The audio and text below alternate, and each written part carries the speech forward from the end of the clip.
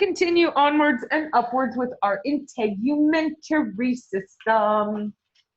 All right, so yesterday we got started talking about hair. We have some different types of categories to our hair. We have our primary, or the guard hairs. Here we have this poor little bedhead guy. Oh my goodness, he looks like he's touched the light socket. These are the guard hairs. Now there are some species that have thicker guard hairs than others, but these are going to be the ones when you're petting them. Just pet them, and those are your touching the guard hairs. Mane, tail, long hairs on cattle. And so these are going to help to waterproof the animal as well as condition. These are the ones that we do have the oils in the skin helping to condition and waterproof the animal. We also have secondary hair, and we call this wool. In our canines, sometimes we call it the undercoat. So if you have one of our northern type dogs, like your Husky or your Malamute, you're gonna be, oh my goodness, you're gonna be brushing, I call it buffalo hair. You know, it comes out in like clumps and it looks like a buffalo that's shedding its winter coat. It's just clumpy. And that's the under hair. Some species, it's all they have. They really don't have guard hairs, like our sheep here. Oh, this poor sheep needs to be shorn terribly. But our sheep are only going to have the guard hairs on their faces, sometimes on their legs. Everything else is this wool. It's very short, thin, and wavy. And it's going to help with thermoregulation. So our cold weather dogs, obviously, they need that little extra warmth protection. But it can also help to cool the animal. As the animal has sweat glands and sebaceous glands, and they are able to kind of trap cooler air closer to their body. And so this secondary coat, this undercoat, is going to be primarily for thermoregulation. And then yesterday we were talking a little bit about tactile hairs. These are hairs that are attached to nerves, and tactile means to feel. And so some examples here, look at this kitty. Here we have very long dramatic whiskers. We also have some tactile hairs here over the eyes. They can sometimes have little tactile hairs here at the carpus, carpal hairs. And they are very deep set. You don't want to trim You don't want to trim a cat's whiskers because it is in fact painful for them to do that. Cats' whiskers, as you can see, are about the width of their shoulders. Shoulders on a cat are the widest part on a cat. And so these tactile hairs are used to stick their head in somewhere, and if their whiskers don't touch, they know their body will fit.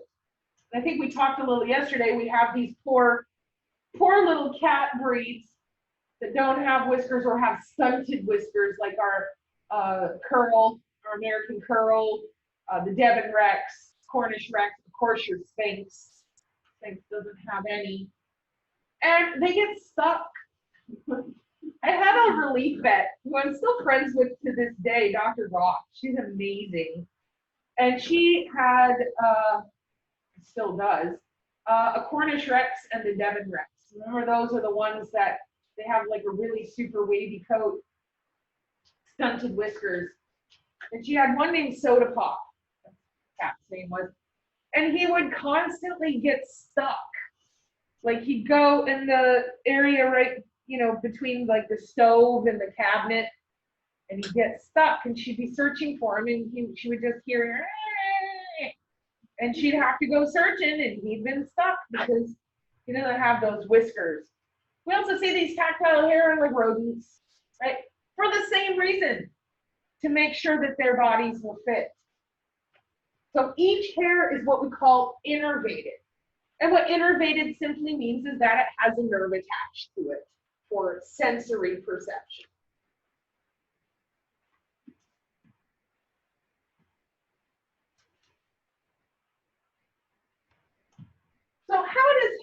hair develop? And this, when I was looking at this PowerPoint on this integument, this tissues PowerPoint, this is when I realized, guess what, guys? If you looked at the skin PowerPoint, that I'm assuming you have, but if you did kind of take a peruse, a lot of this is information that's in that A&P PowerPoint. So I was like, well, if I'm teaching to you in MedTerm, do I really need to teach it again, the exact same information? We're going to test you in MedTerm. Why don't I condense the integumentary system, and that way we can start getting into some more fun stuff like skeletal system and the muscular system and go into a lot more depth. So how is hair grown? Well, it develops from what we call the papilla. And what a papilla is just a hole. This is the hair papilla. We have a muscle. This is an involuntary muscle. I point it out here on my. So right here, this is a muscle, involuntary, meaning I cannot choose to move it. My body does it for me. And this is known as the erector pilli, meaning to erect a hair. Pilli means hair. This is the muscle when it contracts, gives you goosebumps. Now, we don't have a whole lot of hair. And we're kind of these hairless chimps at this point. We are hairless human primates is actually our designation. Hairless human primates. But we do still have these erector pilli. And so when we did have hair, and we were not hairless, but what, hairful? What's the opposite of hairless? Hairy. Hairy, yeah, thank you. We were hairy.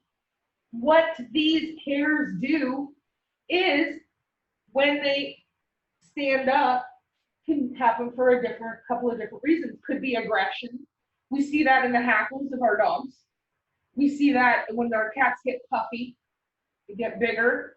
But the other thing is again for thermal regulation. When the hair stands up, it can help trap heat or cool against the skin, assisting in thermal regulation. So these stiffen, the hair stiffens. It does play a part in fight or flight response.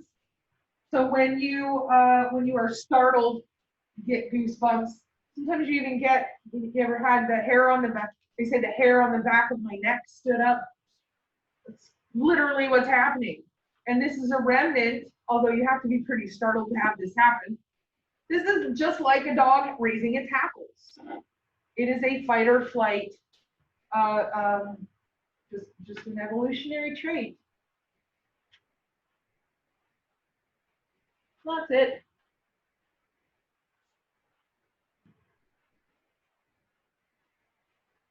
So how does our hair grow? We have two different arrangements. We have the simple arrangement. This is where you have your guard hair or your primary hair, one hair per follicle. Us.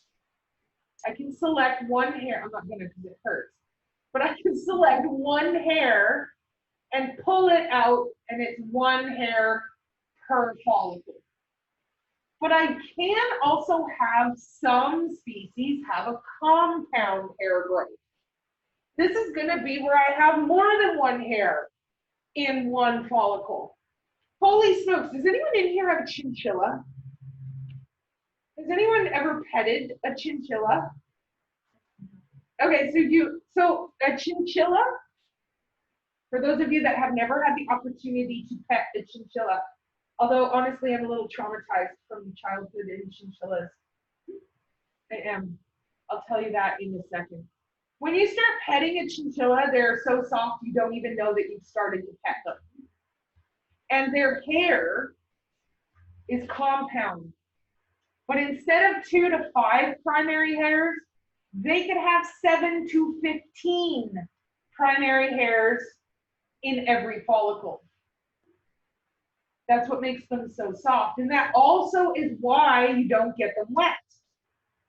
How does a chinchilla stay clean? It's a dust bath to help absorb any excess oils because of this compound hair configuration. So Chinchillas are actually very friendly and they're very trainable. They're incredibly smart. So when I was growing up, one of my mom's really great friends lived on a farm, and every summer we'd go up for the day, ride horses, and play in the hay, and it was amazing. It was so much fun. They had a couple of kids that were about our age, but they also had a chinchilla farm. Now this is back in the 80s when wearing fur was not the faux pas that it is now. So they farmed chinchillas, but they were all pets. And yeah. And yeah, so I have these really traumatizing childhood memories of, seeing skinned chinchillas. Something I guess I had to bring up in group. I don't know. So the whole thing is we are a simple hair configuration. One hair, one follicle. And in fact, if you start getting more than one hair in one follicle, oftentimes what will happen is you'll get one ingrown. And it will just start kind of growing and twirling on itself. And then, I don't know if any of you have ever had an ingrown hair. Oh my goodness, it comes up like a pimple. And then what you do is you see this teeny tiny little stub, and you grab it with your tweezers, and suddenly you're like, oh my God. And it's like this long, but it's just been growing and curling, and yeah. So that's what happens if a primary configuration turns into a compound.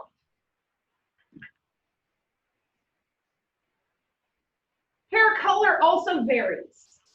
So hair color, this is for thermoregulation. There's usually a reason behind everything. So hair color, this is going to help. Light colored coats are good in the hot.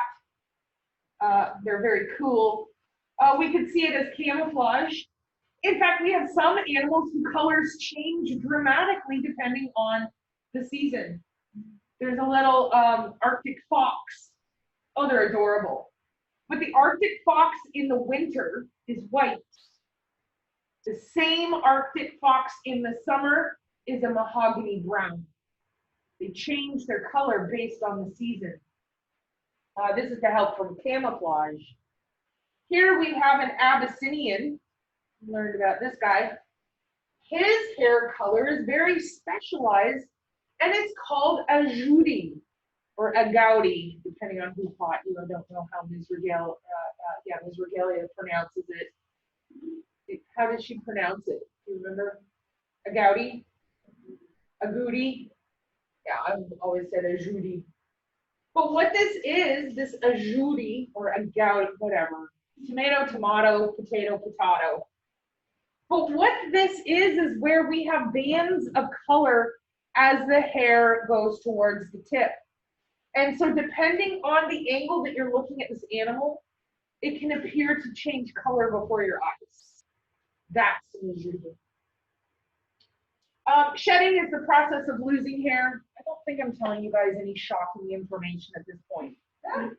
If you have hair, you shed. Those of us, especially us curly girls, oh my God, nobody sheds more than a curly girl. Drives my significant other insane. Go to his house, because we switch off weekends, right? One weekend at my house, one weekend at his. And he's like, how is it you've been here 5 minutes and all of my drains are clogged? You haven't even taken a shower and the drain is clogged. What is happening? Holy smoke. I have no idea how I still have hair on my head. I really don't. Oh my gosh. So shedding is the process. And of course, in our animals, you're going to shed in the spring, you're going to shed in the fall. Why? Well, we know spring because winter coat is done. We're going to get rid of it and blow our coat. Why do we have another shedding season in the fall? Because our new winter coat is coming in. Very nice. What can affect the shedding period? Well, the amount of time that the sun is in the sky. This is called the photoperiod. The length of the day. That's going to be the signal that tells our bodies, okay, we're going to shed, we're needing a new coat. Temperature, obviously. you know, blow your coat. That's what we call it, blowing your coat. So in the spring, when you have that double-coated dog and they're just suddenly having handfuls of hair blowing off of them, oh my goodness, it's really very satisfying. If you get a curry comb, it's like what you use with a horse. It looks. So my significant other has a Beagle Pointer mix, and so I call her my step dog. And she's got the really short hair, but we have a curry comb, and it looks like it's two handles, and there's a bend, just a flat piece of metal, but it's serrated. And you can take it, and you just do short, sharp movements like this, and the hair is like, oh my gosh, Edward Scissorhands. It's just flying in the air. My God, it's so satisfying. Nutrition is going to have a huge impact on the health of the hair coat. Hormones, definitely, genetics, health. So all of these things are going to impact the hair color and the hair coat. Her name is Jennay. Yeah, Jennay. Jennay. Yes, and so here is a glimpse into the life of the man that I have chosen as my life partner. So I guess it was, gosh, we've had her for about 10 years now, 9 years. So we go to PetSmart to get some treats for my guys, because I always had dogs. And he did not. He has a couple of cats. At the time, he had a couple of ferrets. Also traumatized me terribly, I think I told you that. So we go to the PetSmart, and oh God, they're having an adoption. That's, oh, don't they get you? And so I'm like, oh, let's go look at the puppies. I'm not getting a puppy. At the time, I already had 3 dogs. I'm not getting another dog. Oh, hell no. But I'm like, hey, let's go look. And so here's this little girl. She's probably about 1 or 2. She's real tall. She's got those, you know, kind of greyhound pointer legs, and she does go on full point. She is the ninja possum killer. She just jumps up and pops them off the fence. Wow. Yeah, so she's a little more pointer than she is beagle, because although she did used to bark, she's learned now that we'll bring her in. So now she does not bark like pointer. Pointers don't bark. Pointers point. So she's laying there, very demure, big brown eyes. She does have those big beagle eyes, big liquid eyes. And so he's like, oh, look at this one. And he sits down, and they open the cage. She curls up in his lap, and she's just looking at him, and she's doing their little flirty face. And he's like, oh, hey, this is my dog. And I think her name is Jenny. Because hers and me are gonna be like peas and carrots. And so we take her for a little walk around the store, and I'm like, oh, I don't know this man. Because he's like, Jenny, why won't you let me love you, Jenny? Seriously don't know this man. So that's the man I chose to spend my life with. So yeah, so that's Jenny. I call her Jen, because I'm not going to be outside yelling, Jenny, won't you please come back in the house, Jenny? No, not gonna happen. Where is your Esso from? Here. He's a Texan boy through and through. He is a Texan boy. He grew up in Panhandle and Oklahoma. So he's Pampa. I don't know where Pampa is. So Pampa and what the hell is in Oklahoma? Oh my goodness, not Amarillo. That's in Texas still, isn't it? Somewhere in Oklahoma. I don't remember. Where is the Cadillac Range? We don't know. I don't know. Somewhere. I don't know. But yeah, he's a Southern boy.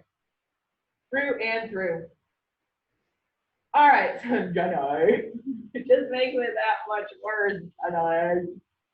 All right, so let's talk about glands. Glands, these are going to be accessories. We have sweat glands. Now, sweat glands, it is going to kind of depend on the species. We got a ton of sweat glands.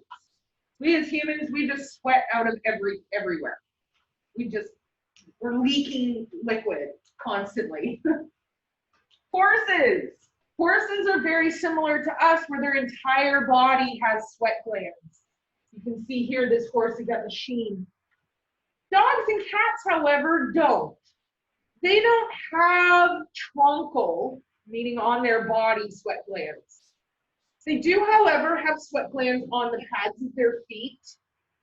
Some of them will even have minor, not like us, but on their bellies. Anywhere where the hair has gotten very, very thin, they'll have a few little sweat glands.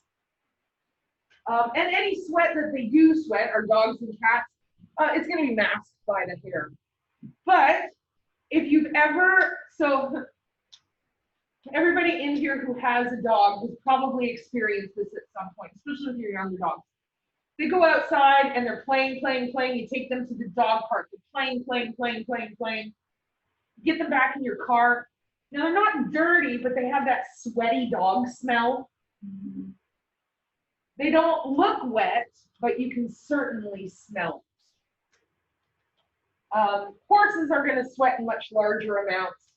And so how are dogs panting, slobbering, smearing saliva? That's going to be a big one for our cats to be thermoregulating. They're going to overgroom themselves and they're going to have that evaporation that causes the heat to raise off of them. So those are our glands, sweat glands. Sudoriferous. That's a great word. Sudoriferous. Sudoriferous. I know it's hard to say. Sudoriferous. Sudor meaning what? Sweat. Does anyone know another term for sweat? Hydro. So if I have an animal who is sweating excessively, we have a condition of excessive sweat. What is excessive? The prefix excessive. Nice. Say it louder. Hyperhidrosis. If you have excessive sweat. Humans also can suffer from hyperhidrosis. We get it though, your armpits. Sometimes people will have it in the palms of their hands. Armpits are probably the most common for hyperhidrosis. Bottoms of your feet. And this is where you will sweat even when you're not hot. You sweat for no reason. It just. We've had sweat glands all over us. But typically for the condition hyperhidrosis, it's going to affect the armpits. That's why we wear antiperspirants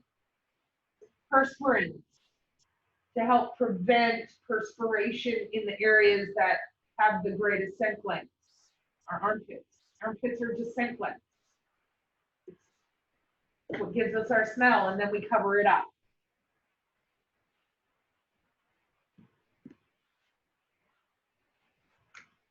All right, so this is some A&P stuff right here. We're gonna take it up a notch. So we have these glands, and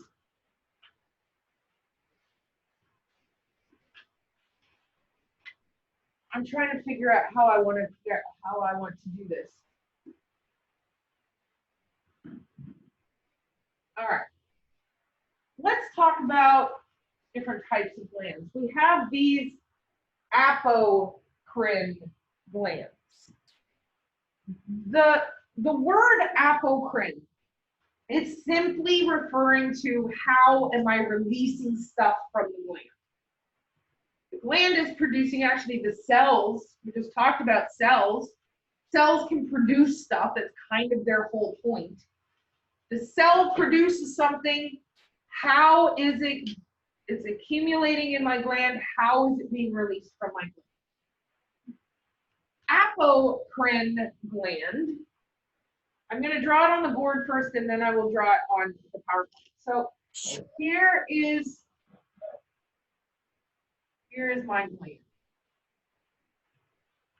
And these are the cells that make up the gland. This is the cell. I know I'm going kind of circular, but you get the idea. These are the cells that are making up the gland. The cells are producing whatever, right? Sweat, oil, whatever.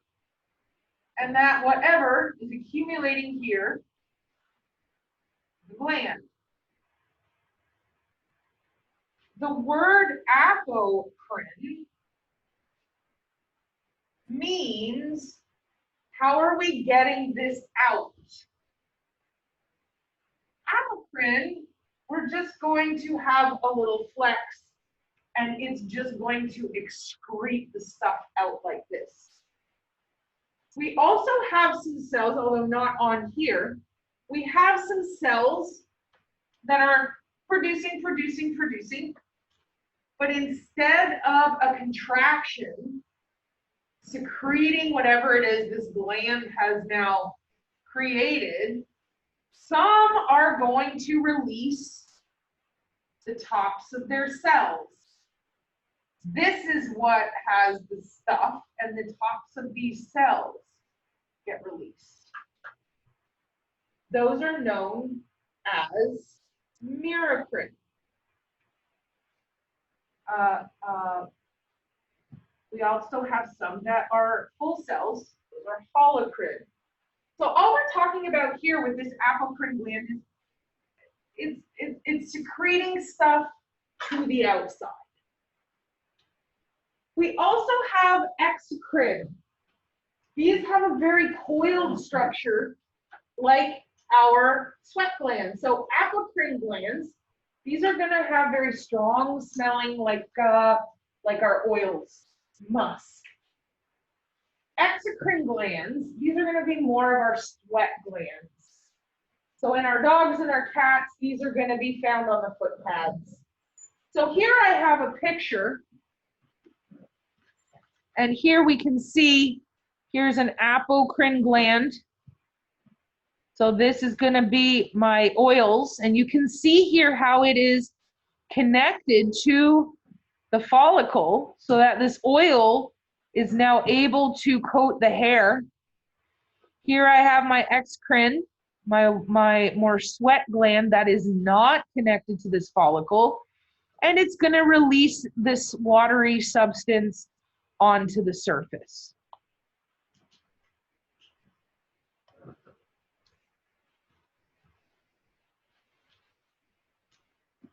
I also have a gland called a sebaceous gland. Now, what a sebaceous gland does is it creates sebum. And sebum is a little bit different than the oil that we just talked about. This is going to be this fatty lubricant. These glands are the ones that are responsible for, you may not have heard this term, let me see, a blind pimple. Have you guys ever heard of a blind pimple? So what a blind pimple is a pimple that is super, super, super deep. And no matter how hard you squeeze it, it's just too far down. That's this.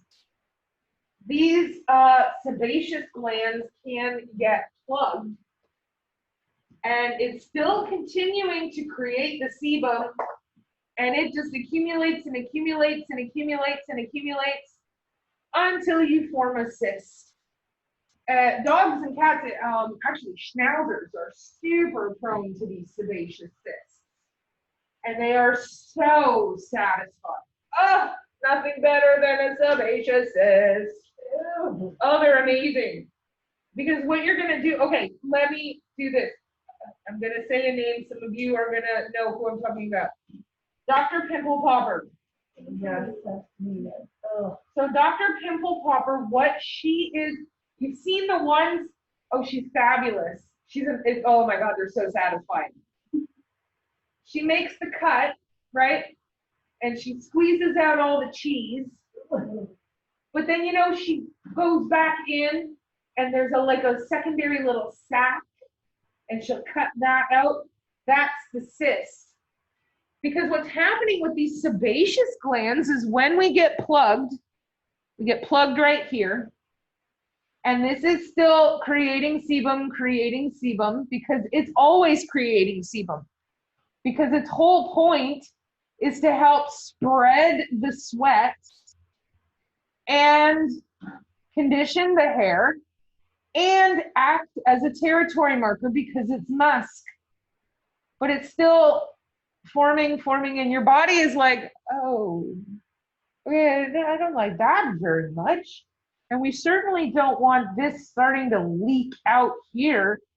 So your body does a self-protection and creates this little bubble and encapsulates this gland to keep it from having all of this spill out into this tissue. And so that, when we have that encapsulation, is called a cyst. All a cyst is where your body has segregated an area with the tissue. And so with Dr. Pimple Popper, she takes and drains the cyst, but then you have to go in and you got to cut out the balloon. Because otherwise it's just going to continue to fill up, continue to fill up, continue to fill up. So, and if you have never seen Dr. Pimple Popper, oh my God, you need to. It's amazing.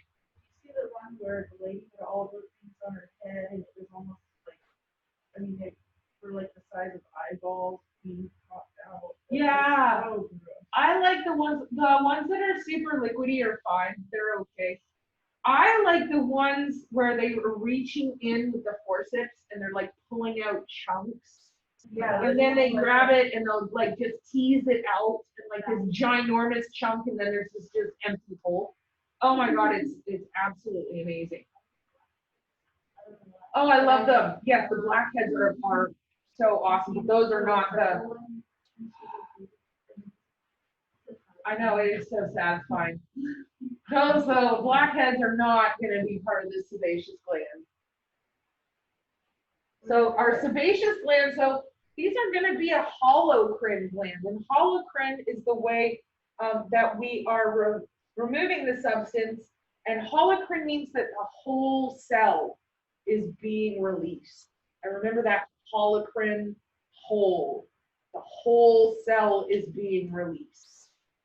So it says acts as a territory marker. So would an anal gland be one of these?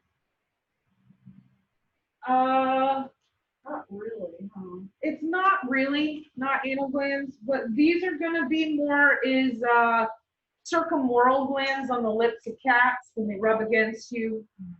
The horn glands, the cranial glands on deer, and when they're rubbing their head, that's territory marker.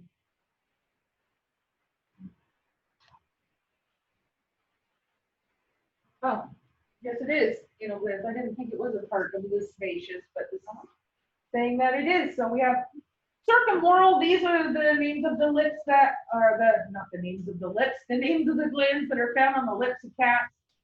I hate to burst your bubble. When a cat comes and rubs on you, it is not telling you it loves you. It is not. I'm sorry. Cats are solitary creatures. Cats are territorial creatures. Cat is one of the few they're not truly fully domesticated, because they'll revert back to their feral wild ways very, very quickly. If the apocalypse, which I'm afraid to joke about anymore, because it's kind of coming to fruition, but if humankind dies out, cats are going to do just fine without us. Dogs, not so much. Maisie's not going to do well. That's just, and Pop, you know what though? Poppy, I think, is going to be Lord of the Flies. She's going to be wearing the skull of her enemy. and she's gonna be leading this giant pack of pit bulls. She's good. I think she'll be okay. Maisie, on the other hand, there's hardcore no. Cats, they're not even gonna give us a second thought. They're gonna eat our faces off and then go out into the forest. They're gonna be fine. When the cat comes and rubs on you, you know, mentally, for those of you that have cats, I want you to mentally hear this in your head. Cat comes up, you're like, oh, I'm fluffy. Cat comes up, rubs on you, and here's what he's saying. That's mine. That's mine. You smell different. That's mine. And then they rub on your table. They rub on your computer. Every time they rub their face on something, they're going, that's mine. Called it. Called it. Called it. You'll see it if you have. Now, can it be a sign of pseudo affection? Sure.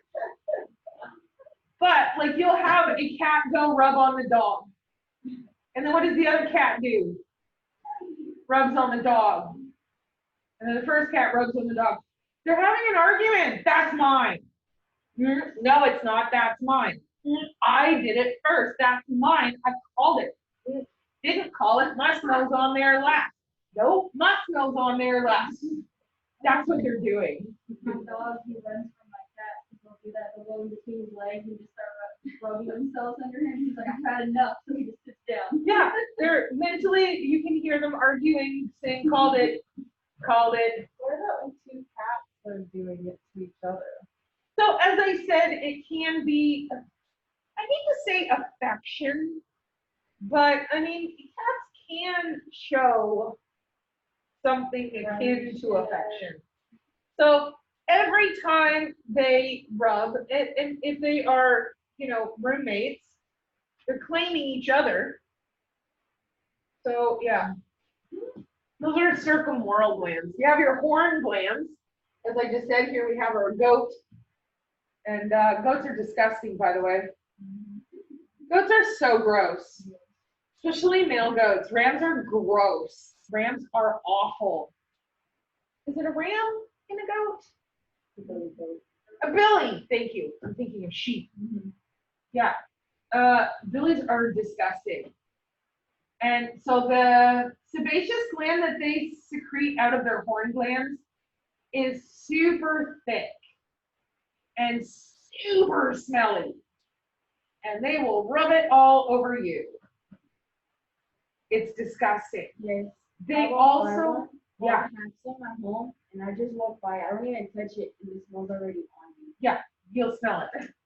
And they also urinate on themselves. It's like their version of cologne. And here's a fun fact about goats. Here's a fun fact. They have what's called a prehensile penis, meaning that they can move it at will.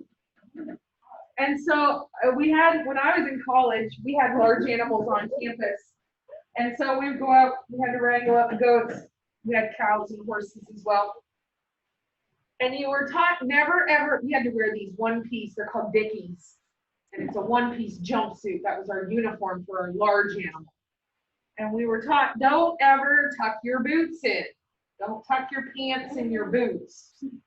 And I was this little early 20, cute as a bug. And I'm like, I'm gonna put my pants in my boots because that's a fashion statement. Wearing this like one piece mechanics dickie. And we're working on the goat, and gosh darn it, that goat aimed and peed right inside my boot. And they will prehensile, and then they will turn their head back, and they will pee on their own heads because it is like Axe for goats. It is like Axe body spray, and the girl goats go back crap crazy for it. So just a little tip, word of advice: don't tuck your pants in your boots. Yeah, and then I learned my lesson, like for real. We were castrating a cow. You guys are going to learn how to do this. So the castration device is called a Burdizo. And the way you can do two castration methods, you can either do open or closed. Closed, you're just gonna crimp the spermatic cord, the testicle remains. Open, you open the scrotum, you cut off the testicle. And so we were doing both methods because we had to learn both. So we did the closed, then we went in and did the open. So we crimped it first, and then we went in and cut them off. And I have my pants tucked into my cute little boots. And my professor, unbeknownst to me until later, took the testicle and dropped it in my boot. Oh my God. And I didn't know it, because testicles, and it's not like you got a rock in your boot, they're super soft. And so when I got back up and I was changing into my small animal scrubs, which are like yours, took my boot off, damn testicle in my boot. He's trying to give you dinner. Right? Oh, he was fabulous. He was wonderful. He was our, I found out years and years later, like, gosh, 13 years later, that same person ended up being our USDA representative for many years. Wow. And obviously he didn't remember me because it was 13 years ago, but I was like, did you have that? Yep, you threw a testicle in my boot. And you know what he did? So here I am, you know, I'm older, I'm wiser, I've had a wonderful career. I'm the program director of this entire facility. He's in my office looking through the paperwork, and I was like, Dr. Johnson, did you used to teach at Tomball? And yeah, many years ago. I said, you stuck a testicle in my boot. And he said, well, you shouldn't have had your pants tucked in, should you? I was like, do you remember? And he's like, nope, but if I put a testicle in your boot, your pants were tucked in. So, anal glands, you guys are going to learn how to express anal glands. This is the gland that is in the anus. When a dog defecates, it milks the anal gland and surrounds the feces. When a dog smells poo, they're not smelling poo. They're smelling anal glands. These anal glands are territorial markers. This is the Facebook for dogs.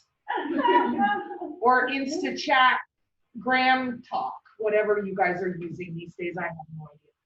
So when a dog is smelling the feces, he knows the sex of the animal, the reproduction status of the animal. He can tell how long ago was the animal there. All of this information from this anal gland secretion. But again, just like any other gland, they can get blocked. You've got to empty them. They can get abscess. You guys are going to empty a heck of a lot of anal glands. Break out your tool. That's my pill popper thing. I don't mind anal glands. Just keep your mouth closed. There's my tip from me to you. And keep your hair tied back, because you can stick your finger in, right? You're going to go in, put lube on your finger, going in. And then you're going to hook your thumb, you're going to hook your finger inside behind the gland, hook your thumb outside behind the gland, and you're going to milk it. But if it's plugged, you're going to tend to kind of look down like this, and inevitably, it's going to get you. I've had it happen. I'm just saying. Thanks for that tip. Cereminous glands. Ceriamin is the word for what? Earwax. So our cereminous glands, these are going to be earwax producing glands. These glands that produce this earwax or cereamin, the role behind these is to prevent stuff from being able to get down into our middle and inner ears. You have your external, middle, and internal ear canal. The internal ear canal contains some structures that help us with our ability to figure out where we are in time and space. They're called proprioception. If you've ever had a terrible ear infection, you're gonna lose your balance, tip your head. Well, cereamin helps to prevent big things from going in down deep into your ear. But we are gonna have to clean it out every now and then, especially in our dogs. And you have some dogs that produce more earwax than others. You want to be very judicious at what you use. You don't want to just like pour water down in there. You definitely don't want to be pouring hydrogen peroxide down in there. We have some products that are specific for breakdown and removal of earwax. So that's our ceruminous glands.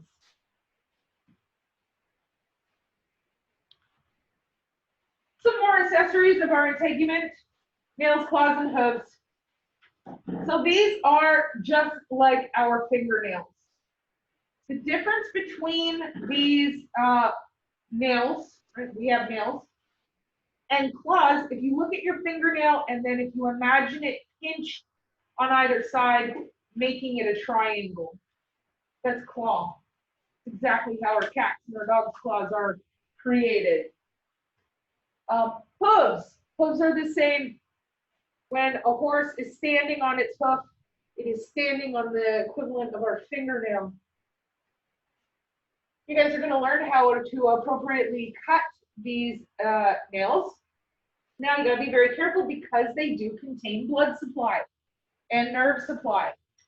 You ever cut your fingernail too short? Holy smokes, does that hurt? You ever cut your animals? Yeah, it's going to bleed and they're going to cry because it hurts. So we're going to teach you how to judge where that blood and nerve supply ends so we can cut safely and not get the nerve or the blood. All of these nails, claws, and hooves, they have a wall, a sole, and a pad. The picture right here. Our fingernails, claws, hooves. There used to be surgeries on cats that we would remove the claws, and I guess some vets still do, not many. And the declaw, essentially, if you wanted to do the same surgery on yourselves, if we are all now cats, it is the amputation of the tip of every one of your fingers. But we're not just pulling the nails off, we're amputating. But what we're doing, here's what's gross. So if I'm going to declaw you, I am now a serial killer and I want to declaw you. This is how we declaw cats. I'm going to make an incision in the tip of your finger. I'm going to peel back all of that skin. I'm going to take a nail trimmer, usually it's called a guillotine, and I'm going to put that over, or like a cigar cutter. So I've pulled back all the skin, so it's just the bone. And I'm going to put that cigar cutter right here at the joint. And I'm going to cut that joint off. But then I'm going to take the skin and I'm going to bring it back and I'm going to glue it back together so that all of the tips of your fingers are just this weird floppy skin, like gloves that are too big. That's a declaw. That's what we do with a declaw. So, They yeah. don't make it nice and fit the size of the hand, of the paw, There's nothing in there. How do I do that? But like, then they just like cut the skin so it's not as floppy. No, because then we would have to put stitches in. This way I just put a drop of glue and glue it back together. Why is that even a thing? Why would people want to do that? Because It's okay. Yeah, cats are destructive. And if you are worried about your stuff, don't get a cat. Mm-hmm.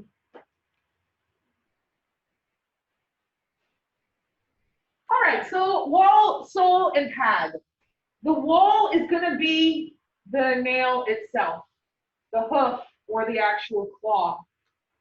The sole is going to be up underneath the nail. This would be the quick. Call it the quick.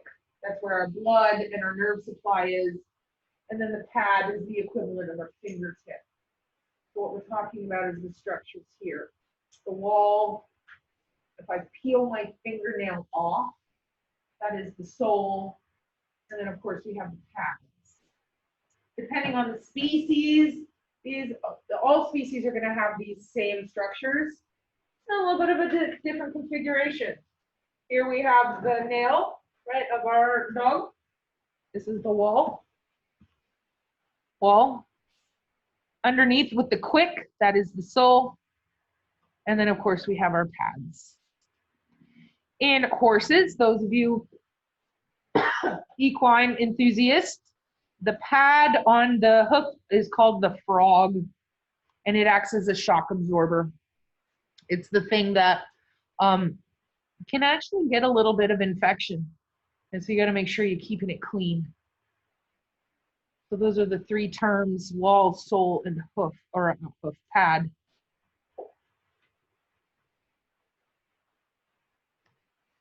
All right, so the way that animals, including us, stand, I'm gonna increase that a little bit in size. You guys can see it better.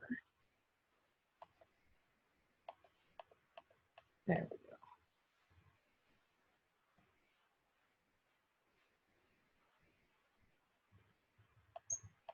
All right, so plantigrade. We humans are plantigrade. Why is it called plantigrade? Yeah, what is this surface of my foot? The plantar.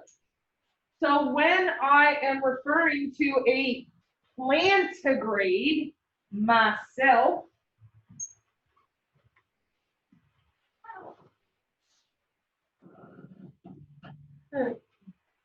plantar, plantigrade, I am fully weight bearing on the plantar surface of my foot. Dogs and cats are what we call digigrade, meaning they walk on their toes.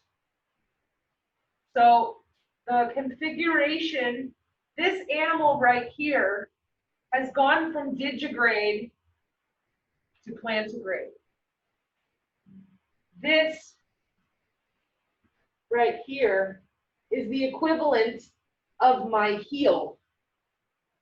Now see, the dog should be up like this.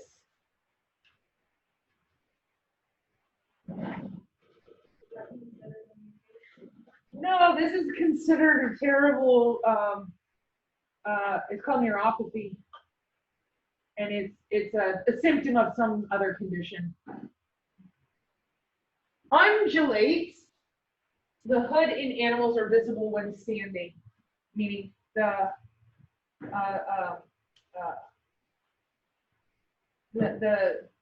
am I trying to say? The hoofed animals. So the big ones are going to be our plantigrade, which is us, and digigrade. Only the toes, only the phalanx are going to touch the ground.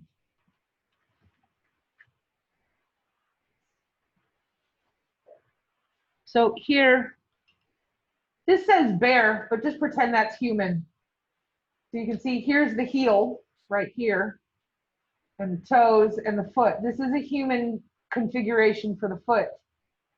Here is the dog digigrade. This is the equivalent of this. So this here, we call this the hock, is known as the heel. And then here is our deer, and we're just standing on that one toe, and we can see very clearly here the hoof.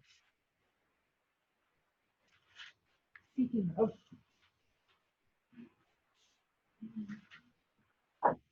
undulate, you can see very clearly the hoof.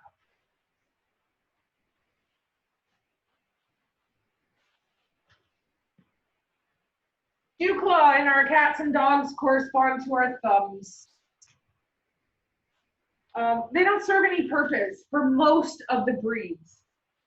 Some, like our St. Bernards, our Pyrenees, some of our cold dogs, they use the dew claws kind of as accessory snowshoe. The very thick skin that holds between the dew claw and the first toe. Not the first toe, I guess the second toe. Most of them, though, they serve no purpose and we go ahead and remove them. And most don't have them in the back. You're going to normally see it in the front, but not in the back. Great Pyrenees, just a fun fact, they are required to have dew claws in the back in order to be show quality. In fact, they're required to have double dew claws in the back in order to be a show quality. Those are dew claws. Usually we're going to go ahead and remove them when they're puppies. And honestly, at 3 days old, you can just take your thumb and scrape them off. They're not attached. They're not mineralized. They're still cartilage. And yeah, you just pop them right off. Put a little bit of tissue glue on there. And at the same time when you're docking their tails, twist off their tails. Make a lovely necklace. Oh, come on. It's a puppy tail necklace. It's the height of fashion for a technician. Used to make them into earrings. All right, so chestnuts and ergo. Chestnuts and ergos are going to be on our hooved animals. The chestnut is going to be at the carpal and tarsal pads, and the ergo is going to be at the metacarpal pads. Here's our metacarpal pads. Right here is our metacarpal pads. These are the ergos. Here, flattened. Here, these are the chestnuts. You'll learn a lot more about this equine anatomy when you guys get to equine class. Horns. Horns are an extension generally of the frontal part of the bone. Horns are usually frontal. Antlers can be either the back of the frontal or in the temporal, depending on the animal. But horns are going to be part of the frontal bone. Time flies when we are having fun. We're going to pick it up here. We're going to be finishing this up tomorrow. The next chapter that Ms. Regalia has let me know is the cardiovascular chapter. I'm so excited about that because I got lots of stuff to tell you about the cardiovascular. So, you guys in TV land have a wonderful day. Oh, we got like one. All right, so we're going to have like one slide to do tomorrow. And then we'll get into the cardiovascular system.